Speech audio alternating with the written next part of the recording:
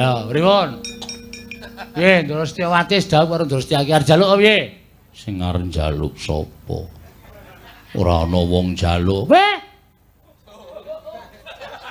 Arep selak. Arep kumbi. Bagong. HP-mu le. Xiaomi ile. Rekamane. Tak turke Ndara Werkudara. Oke.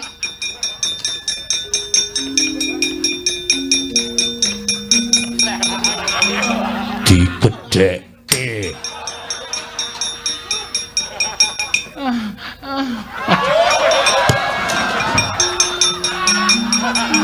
Piye, Gong? Kleru le nyetel. Sing Cina. Jengkelmu ora. Iki, mang preksani.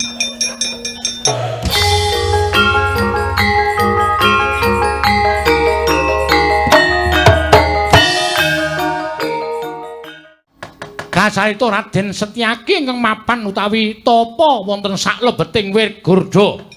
Saka gentur ngenya tapa timiyop saking Dirgantara Iwang Kaneka putra murpeki ungganing Sang Setyaki ngalampah tapa brata.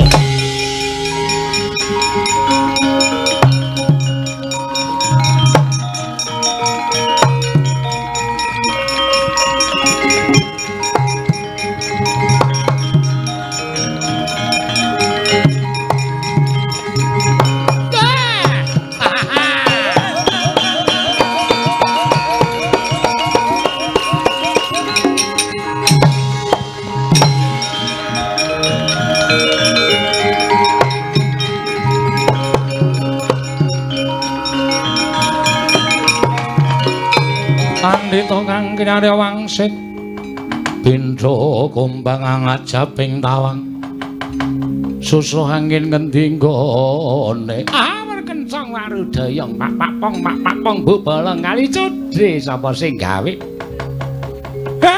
ora mokal kok dadi gara-gara sumundala ning awiyat nganti gawe gegering para widodara-widodari hapsara-hapsari padha nungsang puyang numbuk bentus gudel bingung playune. Merga ora kuat ketaman gara-gara. Lah kok jebul Ndara tasih ngendikane Wang Pikulun Jatimurti ki ora pangling wayah ulun. Setyaki ing laku tapa nanging ora selama ing wong laku prihatin. Lah kok mapan ning jroning wit gurda. Lah Setyaki ngger wayah ulun Wresni Wira. Mara juga nggonmu tapa ngger wit gurda ulun grayang muga ambyar dadi sewarang-warang. Juga ronggonmu tapa ya kulup Setyaki. Edan.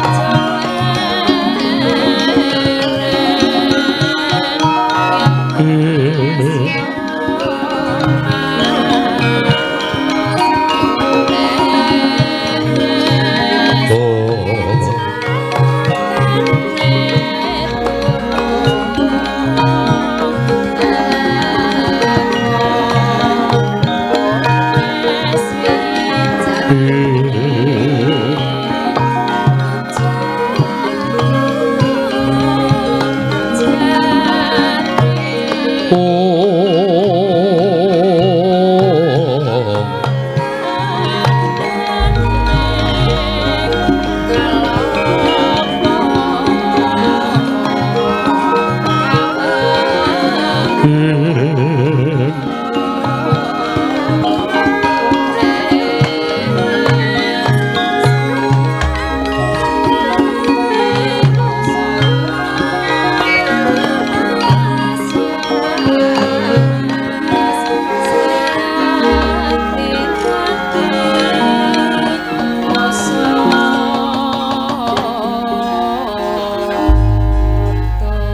Meraina sumepang wangaruna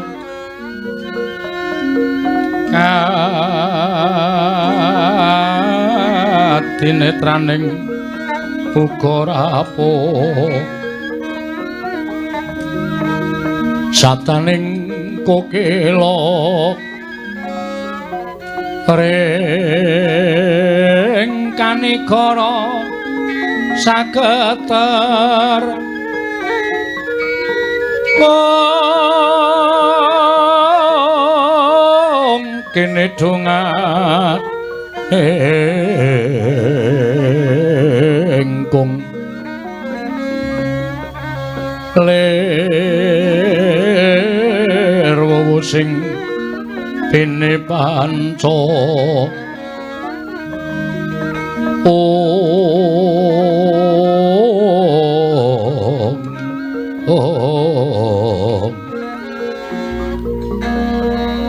Betoking ayam mono merak manguwuhing pagagan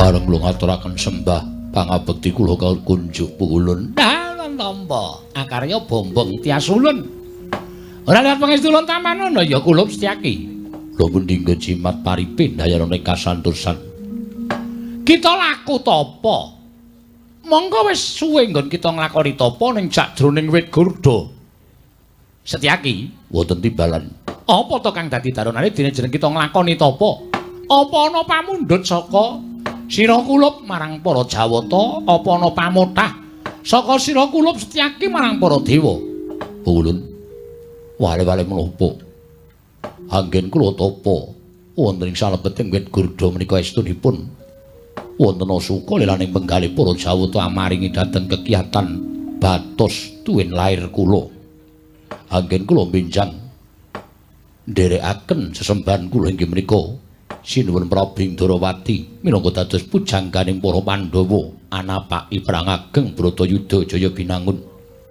monggo nyatanipun boten saged dipun selaki malih tartemtu Setyaki badhe ambiyantu dhateng putripun kadang-kadang kula para Pandhawa mila menawi wonten suka liraning penggalih para Jawata kepareng ngamaringi satunggiling daya kegiatan miwah pusaka dhateng wayah pun Setyaki pukulun dalah ya wis sak mestine lamun jejering satriya pancen kudu duwe daya piandel. Ya mekaten pukulun. Lah iki ngene.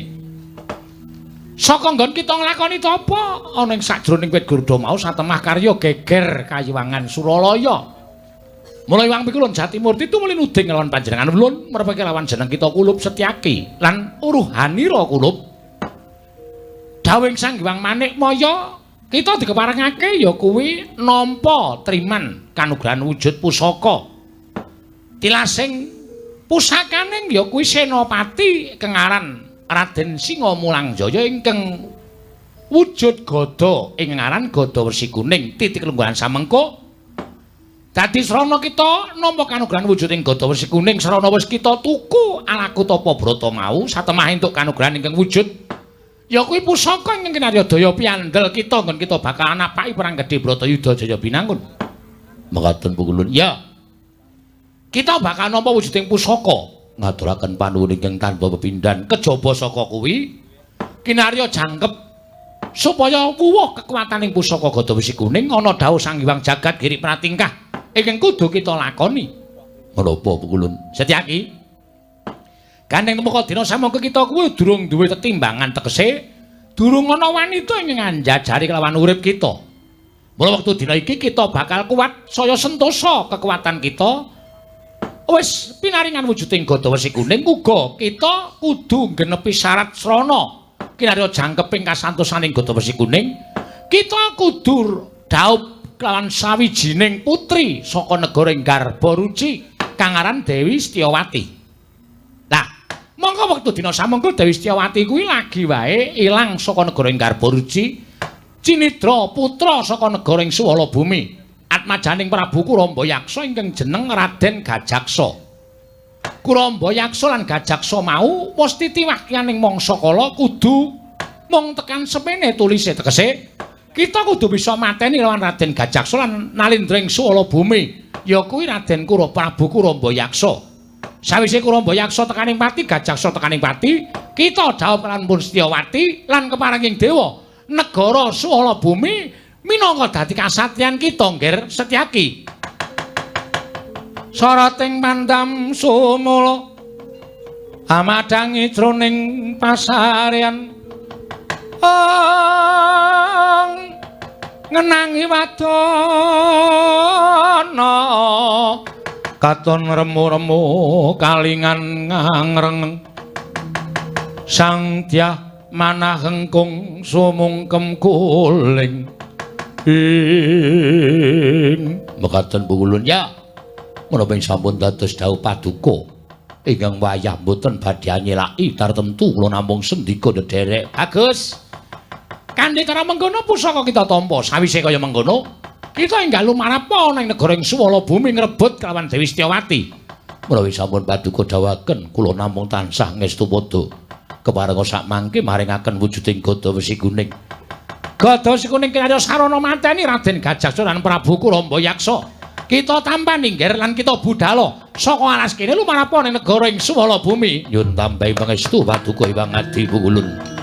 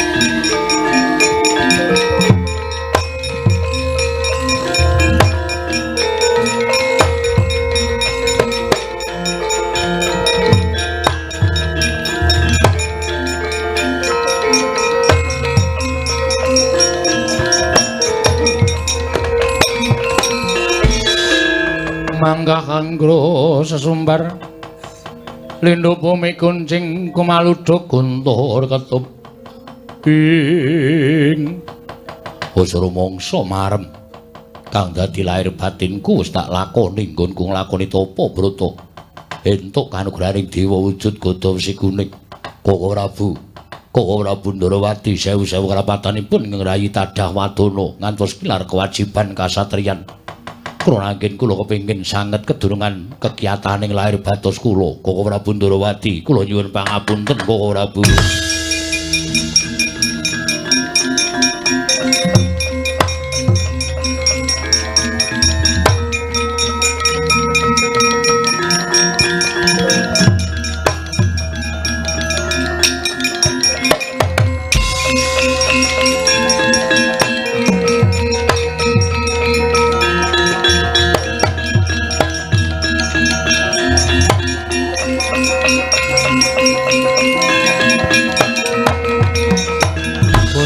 Kancing langit kelap-lapaton lerkin sanging risang mawe gandrung ing ana wujuding nonoman prapta ning ngarepaning Setyaki iki sapa? Nyuwun pamunten Raden. Dipun tepangaken kula menika putra ing Garbaruci atmajaning Prabu Setyawinata nami kula Setyakusuma. Raden Setyakusuma inggih.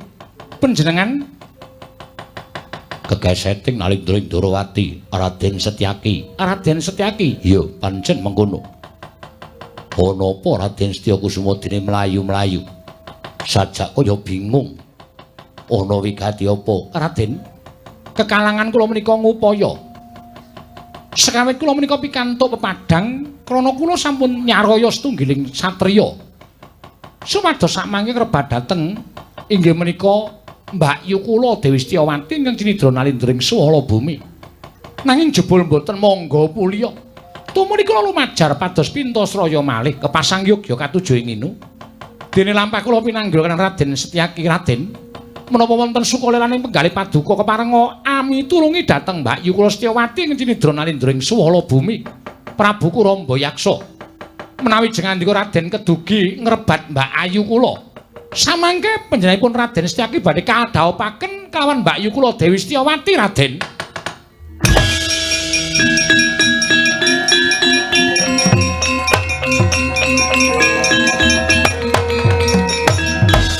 Gunjang kancing langit kelap-kelapaton.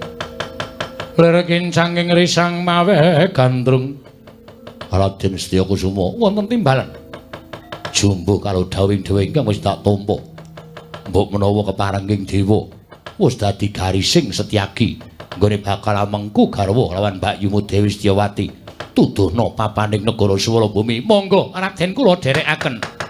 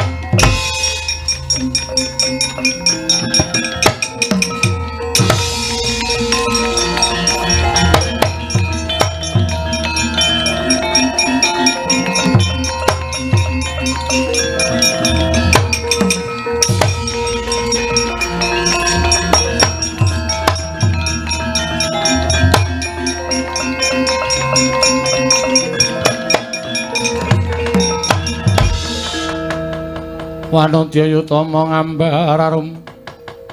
ngambar arum sang kusuma ing Nyai Setyakusuma ingkang prapta ning taman negara ing swala bumi.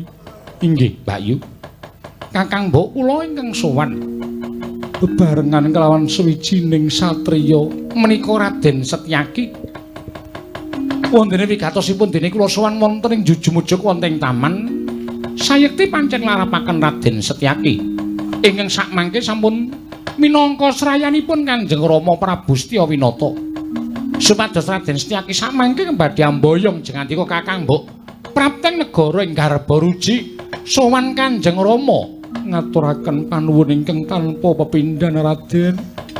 Menawi tetela mekaten lajeng benjang menapa anggen paduka badhe mboyong dhateng jasad kula. Sowan dhateng tiyang sepuh kula Sinuwun Prabu Setyawinata dina iki uga Dewi Setyawati ayo tak boyong tak papanake ning Kancing Gelung. Yen pancen mengko ana tantrimane nalindra ing swala bumi apa dene satria ingkang nyidra kelawan Dewi Setyawati Setyaki bakal tanggung jawab. Aduh Setyakusuma Raden Setyaki ngaturaken panuwun monggo kula dherekaken Raden.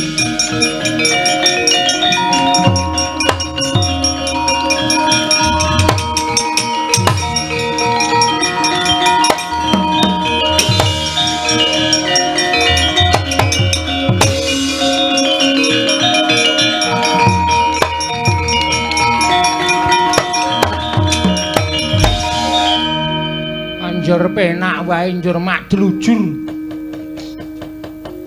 Dewi Setyawati digawa karo Raden Setyaki diboyong karo Raden Setya Kusumana. Iya, Pak. Iki nek nganti kowe karo aku ora matur Raden Gajaksa menawa apa dene Sinuwun Kuramba Yaksa bakal nampa pidana. Iya, Pak.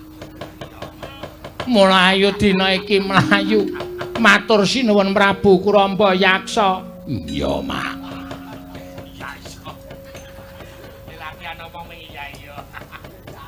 Kowe kok wis ming metu esuk-esukan kok ya ora betah melek. Iya, Mak. Mulayu budal dina iki no. Iya, Mak. Sak karepmu. Ya, Mak, ya ngaluweh.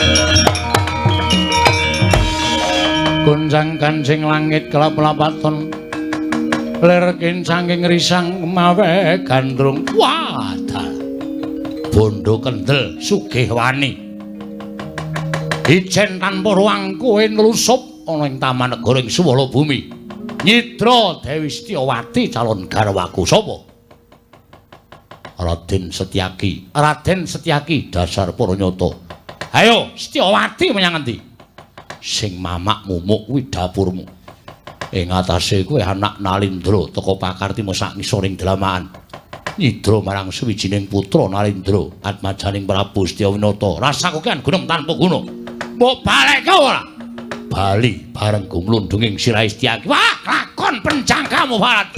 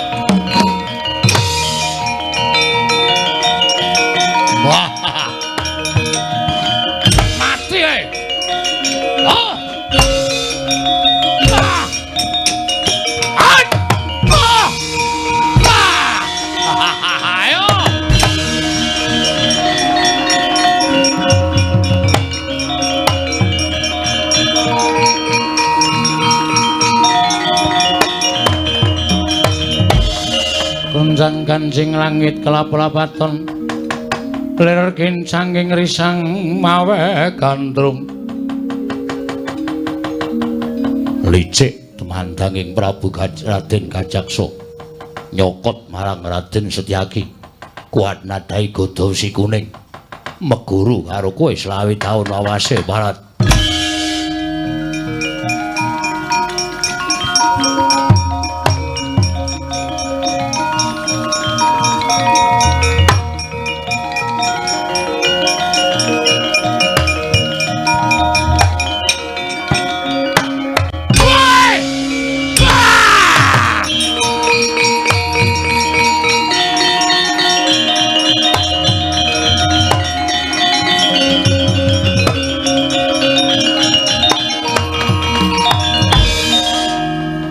Babah nepani Bantala Pecah sirahmu. Mongso iso dikukup. Ayo sapa sing ora nrimake patine Raden Gajaksa? Wah, anakku mati ya.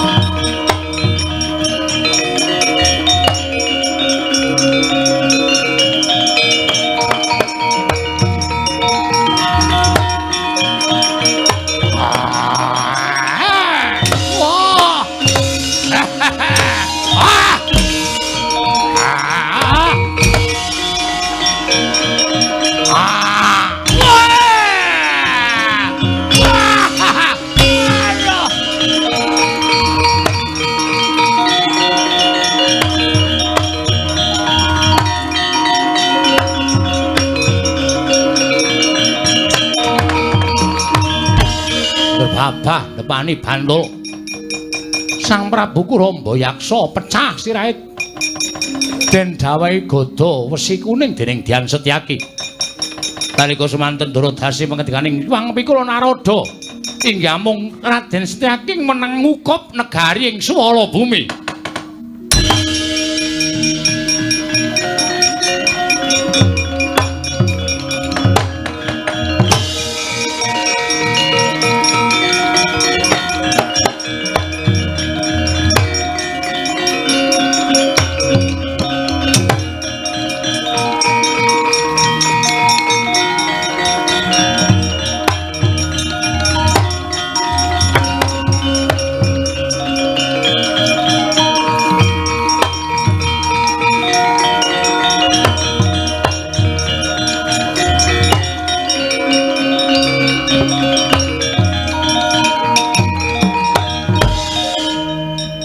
Setyaki, inggih kasinggihan mekaten Kakang Mas. Mboten pangling Kakang Mas Arjuna ya pancen kepara nyata. Ngerti ento sejatine nggonipun Kakang lumarepun ing negara Swala Bumi sayektine mung bakal mateni Prabu Kurambayaksa lan Raden Gajaksa. Ingkang miturut atur ing Raden Setya Kusuma Nyidra kelawan Dewi Setyawati Setyaki ugi andadosna ing kawringan Raden Gajaksa sampun sirna, Prabu Kurambayaksa sampun pejah. Negari Swala Bumi kula ingkang ngukup Dewi Setyawati badhe kula aturaken sinuwun Prabu Setya Winata ing garba ruci. Setyaki wonten dawuh ingkang mestine ngukup Setyawati dudu Setyaki nanging Arjuna. Jalaran Janaka ingkang luwih dhisik nampa sraya utawa sinarya dening Nalendra ing garba ruci dudu Dimas Setyaki. Kewareng paduka monggo sejatine adreng rasaku nggonku kepengin mengku garwa kelawan Setyawati. Dimas, mara saiki Dewi Setyawati tak jaluke siadi ngaku yen to ingkang bisa mateni Prabu Kurambayaksa lan Raden Gajaksa mung Raden Janaka. Nyuwun pamunten menawi keperkawis ingkang saged mejahi Raden Gajaksa lan Prabu Kurambayaksa tetep ingkang ngrayi pun Setyaki, nanging menawi jenengan dika Kakang Mas badhe garwa tuwin tresna kaliyan Dewi Setyawati, kula aturaken tangan kula kekalih Kakang Mas.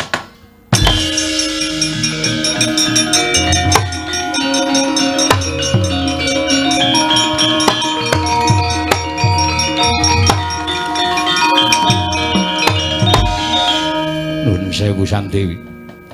Mboten ateges kula badhe ikhlas kaliyan panjenengan, namung nyatanipun kadang kula sepuh panengah Pandhawa Raden Janaka sampun gadhahi raos tresna dhateng Sang Dewi Setyawati. Mila kula aturaken tangan kula kekalih dhateng kadang kula sepuh.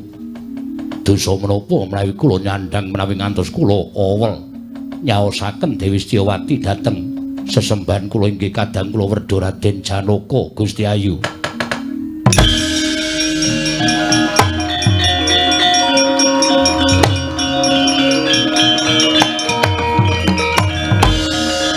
Nuwun sewu Raden, boten ateges kula badhe anduwa dhateng keparengjing ngandika Raden. Namung menapa inggih sampun satrepipun ing atasipun ingkang kedu Ugi mupuh sayembara menika Raden Setyaki teka ingkang badhe anggarwa dhateng jasad kula jengandika Raden Janaka. Mila kula nyuwun pangapunten jumbuh kan ngendikanipun Kanjeng Rama Setya Winata ingkang saged mupuh sayembara Raden Setyaki ingkang kula pasrahaken jiwa raga kula dhateng Raden Setyaki. Mboten dhateng priya sanes Setyawati. Ngerti lamun Setyaki setemene ora tresna nglawan sira. Kebukten sira tak jaluk diwenehake kanthi ikhlas tangane loro marang Arjuna. Mula Kang Sangga kuwi ora usah dadak walang ati aja sangga runggi. Ayo Radenana Raden Janaka Setyawati, taunana windanana kula mboten badhe gadhahi tresna kaliyan jengandika Raden Janaka.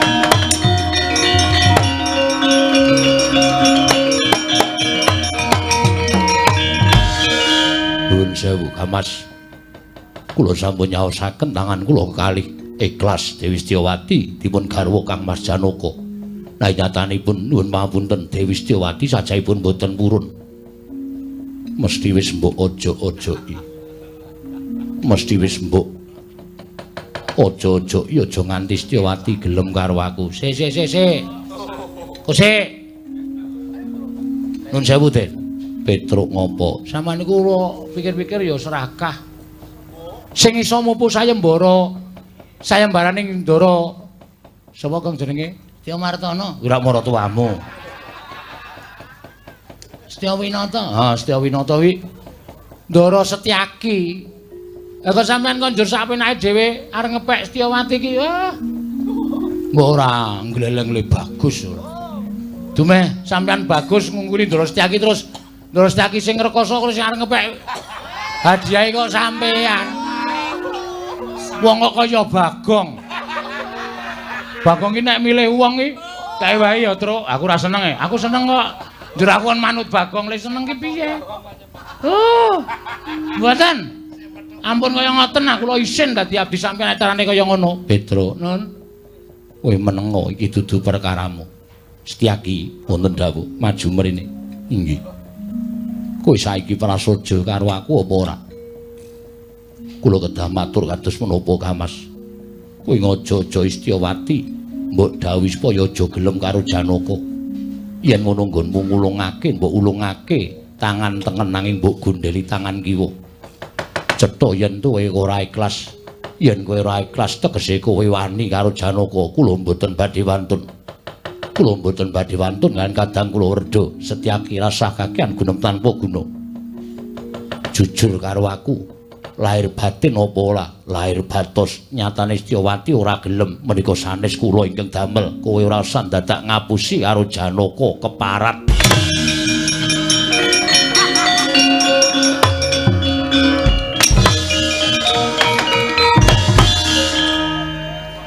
Mbok dipaske dram abote sepira to?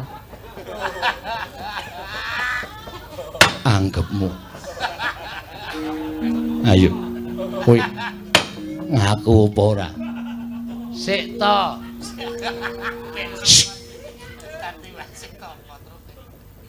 Niki niku wis jujur. Lahir batin. Lah kok sampean kok plak-plek. Piye to kowe? Sampean jujur nggih, Den? Jujur, Petro. Lah, niku pun jujur. Nek ora jujur mesti Ndara Setyaki ndelikke. Kula mboten sumerep Setyawati, mesti ngoten. Ning wis jujur kok isih dicuthuki sampean niku wah jan. Wah, lah arep nemoni lelakon apa? Petruk rasah cerewet. Iki perkaraku. Gong, ngewangi Gong. Ora aku seneng ro kene kok. Mengke nek Setyawati kersa dipek Ndara kanthi nggih kula nggih. Ya mboten. Mboten guyon. Ora serius kok ya. Sapenakmu dhewe. Ngaku apa ora? Den. Ampun kaya ngoten to sampeyan niku. Sampeyan kok terus ngumbar angkara murka niku pripun to? Wong ora kelakon mateni Kurambayaksa karo Gajaksa kok terus direbut Ndara Setyaki niku pripun? Gelem apa ora Setyaki? Nyuwun ngapunten Mas, kula mboten atur dura. Lahir batos pancen kowe wangkal. Waduh.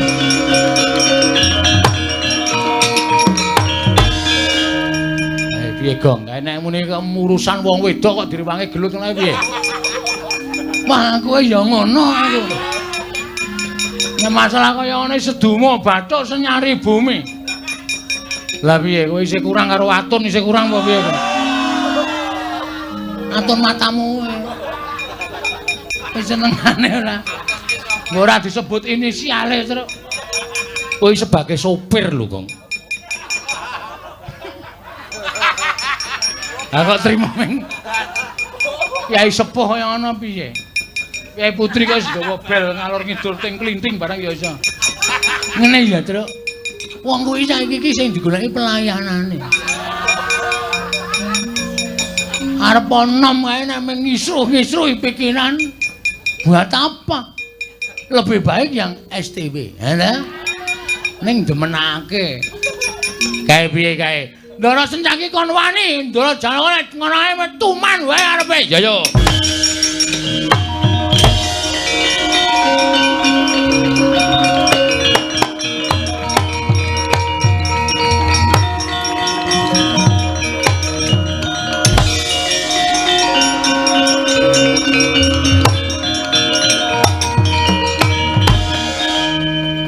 Sampeyan niku dijempalani karo Kang Raka, sampeyan ora salah ora kleru kok wedine pripun? Satria iki nek ora salah ora kleru wani karo sapa-sapa wani. Petro. Nun.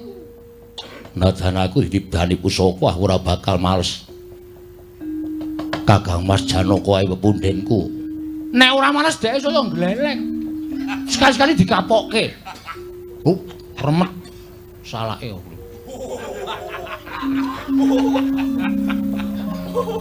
Kaya kula karo Bagong nek kira-kira kula kalau tuthuk. Lho mari lho sebenarnya. Aku ora wani. Kudu wani. Ora wani Petro. Mas, sampeyan pripun to? Ora wani satriya. Senopati Ndarawati ora wani karo Ndara Janaka ini njur pripun? Pripun kula takon. Kowe iki omong apa? Mbok lek ora jelas anggere esuk-esukan iki ora jelas lho. Ning kula suwun wantun. Ora Petro. Nek ora wani terus ajeng pripun? Aku arep mlayu sowan sinuwun Prabu Setyawinata. Wigatose ngundurake Dewi Setyawati. Dewi Setyawati pun mlayu. Gawe mesti kundur marang negara ing garwa ruci. Doyak mawon. Iya Petro.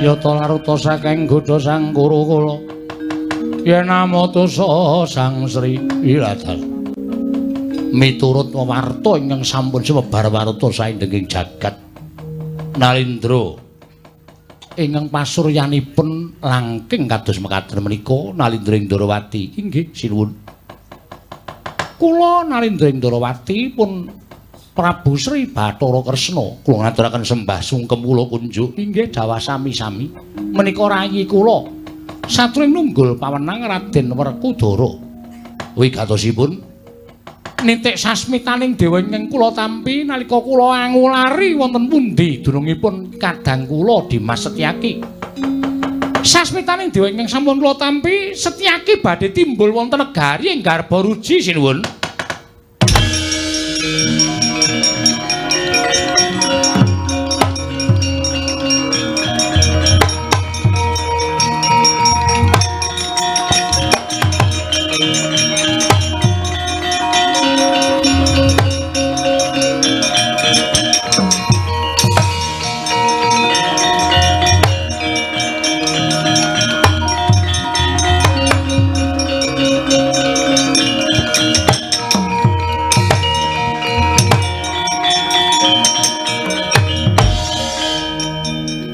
Setyawati wonten dawuh wusesa mlayu saka negara ing Swala Bumi Boten namung mlajar namung ingkang nyidra dhateng jasad kula sampun pejah. Lho, wis mati. Sampun. Sapa sing nyolong? Putra Nalindra ing swala bumi atmajanipun Prabu Kuramba Yaksa namipun Raden Gajaksa. Dipun pejahi dening Raden Setyaki inggih ingkang wonten pengkeran kula menika Rama. Lah terus Kuramba Yaksa ugi sampun pejah. Lho, sing mateni Raden Setyaki. Satemah ingkang putra saged uwal saking regemanipun Raden Gajaksa tuwin Prabu Kuramba Yaksa. Wih ladal. Yen ngono ingkang isa ngluwari lan atmajaku wong ayu Setyawati, Raden Setyaki. Kasinggihan mekaten. Raden, kula ngaturaken panuwun ingkang tanpa pepindhan. Dawa sami-sami sinuwun. Setyaki wonten timbalan. Kok lunga saka Ndarawati bados kegiatan lair batos. Wujute sampun pikantuk nugraning dewa nami Gata Wesi Kuning. Iladala. Maha ingkang rayi sampun saged bedah negari ing swala bumi keparinging Sang Hyang Pikula Narada. Swala bumi dados papan. Inggih menika gedhepoipun ingkang raipun Setyaki inggih dados kasatriyan kula, Prabu. Ya wis. Saiki mengkari manut karo kersaning Sinuwun Prabu Setyawinata. Sinuwun. Kula sampun nate matur sapa sing isa nulungi kaliyan anak kula yen lanang tak jodohke, yen wadon kula aken-aken dados derek. Gandeng ingkang saged mangsulaken utawi ngunduraken anak kula menika Raden Setyaki mila klilalana. Raden Setyaki bari kula jodohaken kaliyan anak kula pun Setyawati. Piye? Kula kantun derek. Raden Setyaki kados pundi?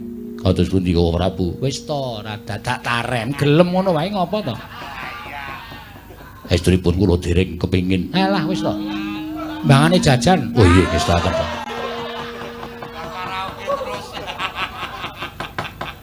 Purun sinuwun. Kersa, nggih kula kantun derek. Sinuwun Ndarawati kula aturne keseni. Raden Setyaki kula dhawuhaken anak kula pun Setyawati sinuwun.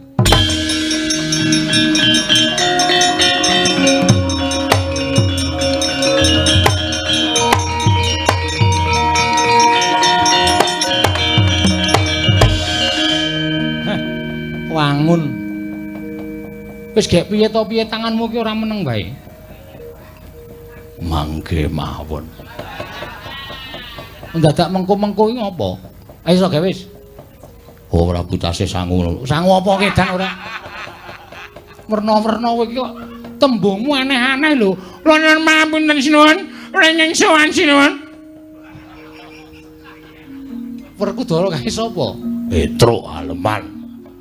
Wah. Lah kok ora teko-teko? Petruk. Nun. Ge mrene. Aku dodok. Aku dolak barek tendang dasmu. Ke.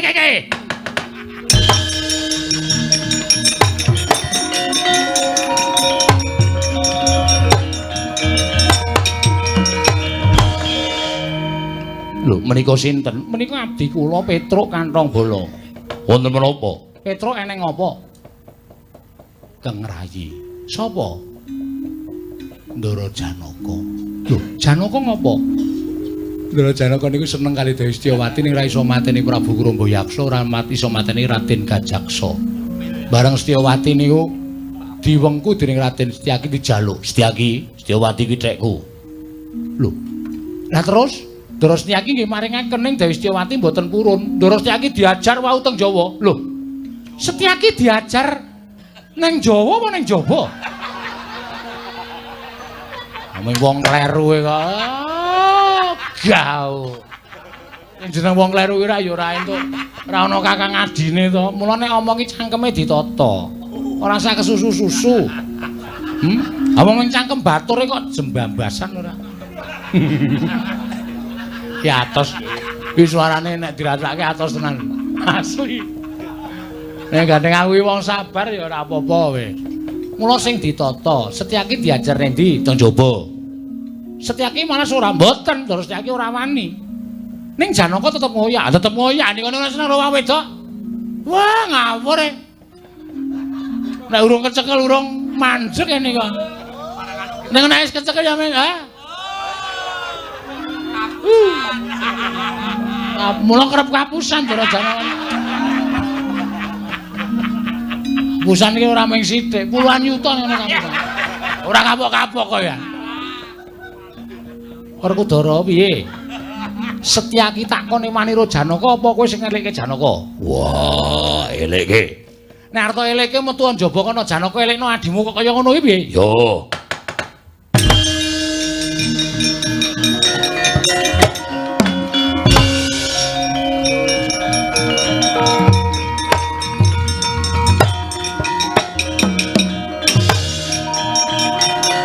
Lho. Truk.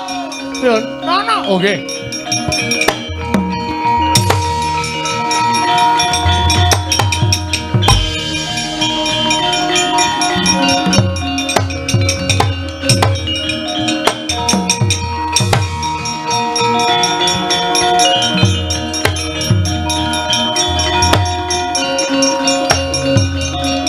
Melayu.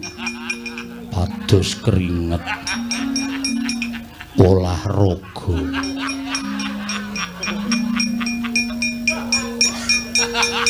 Janaka ora logra. Ora logra apa? Kleru ayo. Oga aku. Aku gak nek carane ngene iki jenenge ora adil. Nek abdine sing kleru ling ngece sak penake. Nek juragane kleru dhece ngeplak oga aku. Ora ogra dasmu. Wong tuwa dunake ndadase. Ora trima iki. Ayo, pripun? Piye, Ndara Setyawati sedhawuh karo Ndara Setyaki arep njaluk apa piye? Sing arep njaluk sapa? Ora ana wong njaluk. Weh. Arep selak. Arep kumbi. Bawang. HP-mu le. Xiaomio ile. Rekamane. Taturke Ndara Werkudara. Oke.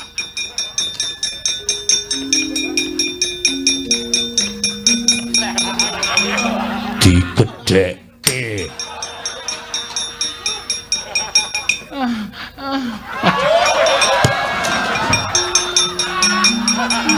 Piye, Gong? Kleru le nyetel.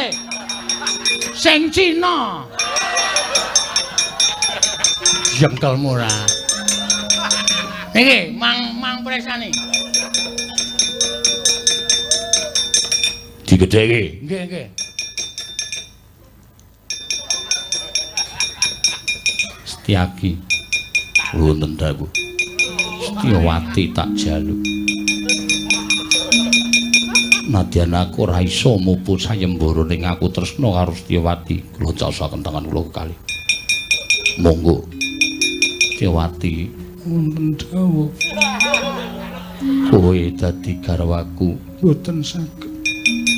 Boten saged menawi kedah ngaten ingkang mupu sayembara menika Raden Setyaki kok panjenengan ingkang badhe ndhawuh kaliyan kula boten saged kula trimah melajar kemawon.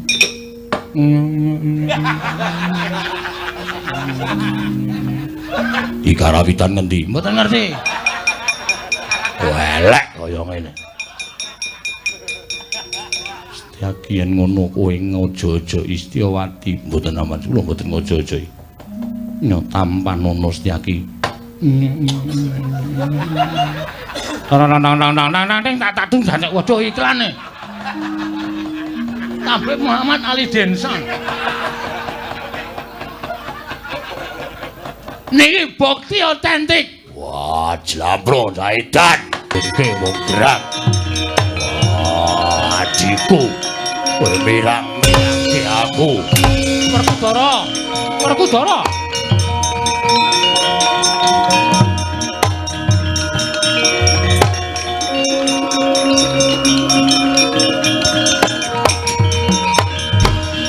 Ojo mbok bengi ajare. Pamer le bagus sapa-sapa arep dipek, sapa-sapa arep dipek. Dapure kaya ngono. Patenono bongko iki susu. Aku iki sik ndelok, sik seneng ya. Pancen kaya menggun. Ati kula mboten pun. Monggo kula tanggal karo. Gong bungkus seneni lho.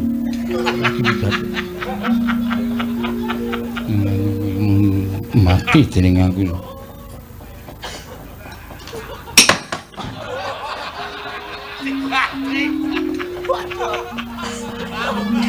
Apa ki, Gong? Kresna iki ora ngajar kok. Aku tuku HP nyelengi.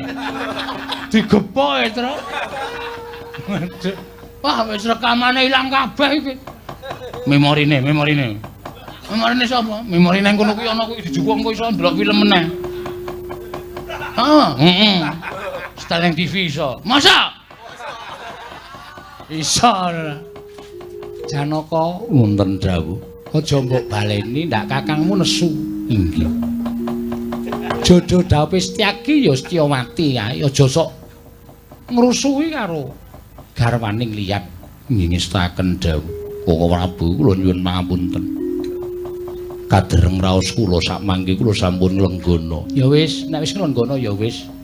Wis kono.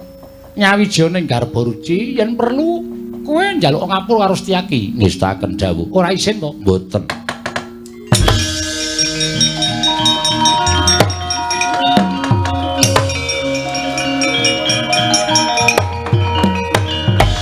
Ora. Nggih. Ora ketang sithik-sithik isih akeh bledug-bledug ing bakal dadi klilip ana ing mripat. Wadyabala swala bumi sing ora trima sajae. Wah, iya. Adenangane. Wis dados kula menika terna ora iso tak jaluk. Kene, tak gareng. Nah, dipecah gareng nesu lho. Ora peduli. Ana ratu rembugan kok nyetel HP. Kene. Neng, apa? HP mar dibanting Sinuwun Darawati. Sedumuk bathos nyari bumi.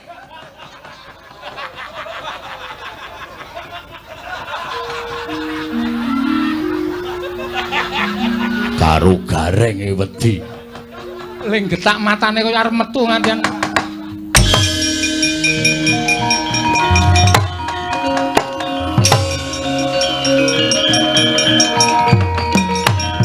Arsa madangi jagat tuk mungu-mungu sapucak ing wukir marebak bangsa mirat keneng soroting surya mega lan gunung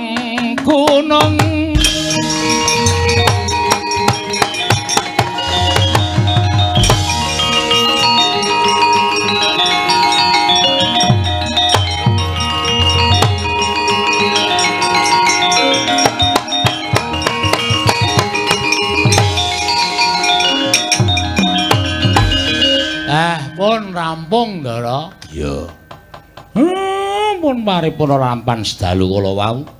Mugi-mugi wilujeng ingkang kadhahi hajat niring sambikala tentrem ayem.